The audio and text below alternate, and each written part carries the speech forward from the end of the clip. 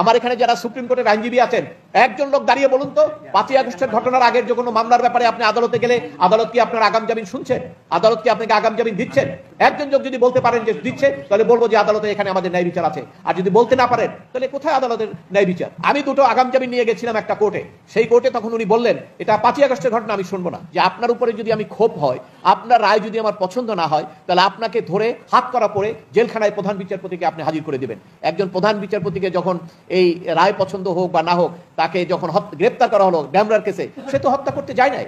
এই যে আমাদের এখানে প্রধান অতিথি, উনি প্রথম কথা বলেছিলেন এই সরকারের অপকর্মের বিরুদ্ধে, সাথে সাথে ওনার বিরুদ্ধে মামলা হয়ে গেল এবং সেই মামলায় উনি জামিন নিলেন। অধিকাংশ সাংবাদিক তারা কথা বলতে পারেন না, বিশেষ করে লেখার ক্ষেত্রে যারা ফিল্ড লেভেলে কাজ করছেন তারা হয়তো অনেক রিপোর্ট দেন, কিন্তু মিডিয়া হাউসগুলো সেটা দিতে পারেন না। কারণ দিতে গেলেই সন্ধ্যায় হয়তো ওই হাউস আক্রমণ হবে, অথবা সন্ধ্যায় ওই হাউসের সামনে গরু জবাই দিয়ে ওখানে তাদের খাওয়া দাওয়া হবে এবং সেখানে সম্পাদকদেরকে মারধর করা হবে, অথবা হত্যা মামলায় আপনার পরের দিন কারাগারে যাবে। হিউম্যান রাইটস ওয়াচ, গত সরকারের সময় আমরা তখন দেখেছি human rights watch, European union, তারপরে আপনার অন্যান্য মানবাধিকার সংগঠনগুলো, তারা অনেক প্রতিনিয়ত আপনার নিউজে থাকতো।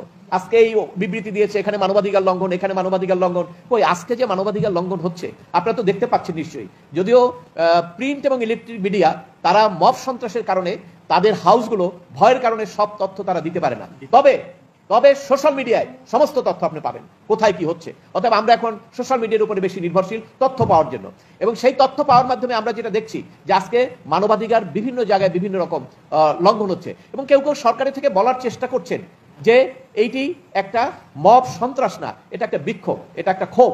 এখন দেখেন, আমার আইনে কোথাও বলেনি যে আপনার উপরে যদি আমি ক্ষোভ হয়, আপনার রায় যদি আমার পছন্দ না হয়, তাহলে আপনাকে ধরে হাত করা পড়ে জেলখানায় প্রধান বিচারপতিকে আপনি হাজির করে দিবেন। এটা আইনে কোথাও বলে নাই, কিন্তু আমাদের দেশে এটা ঘটেছে। আপনি কি বলেন যে একজন প্রধান বিচারপতিকে যখন এই রায় পছন্দ হোক বা না হোক, তাকে যখন গ্রেপ্তার করা হলো ড্যামরার কেসে, সে তো হত্যা করতে যায় নাই।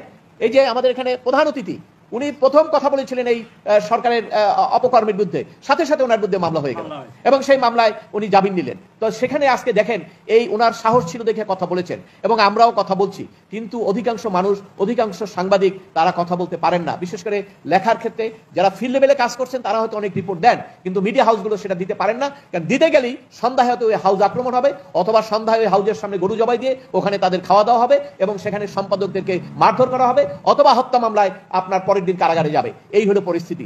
এই পরিস্থিতিগুলো কি আমরা বলবো যে বাংলাদেশের মানবাধিকার সংকটের জন্য কি আমরা বলবো যে মানবাধিকার সংকট আছে? অবশ্যই আমরা বলবো যে মানবাধিকার সংকট এখানে আছে। মানবাধিকার সংকট